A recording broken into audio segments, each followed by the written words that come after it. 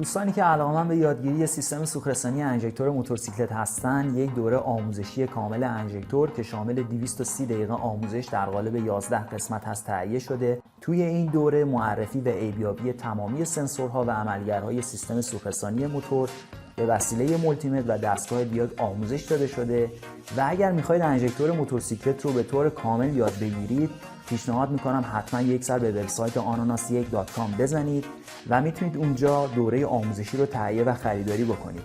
و عزیزانی که این دوره رو خریداری میکنن، اگر در آینده ویدیویی به این مجموعه اضافه بشه، آپدیت اون برای خریداران به صورت رایگان و اتوماتیک ارسال میشه.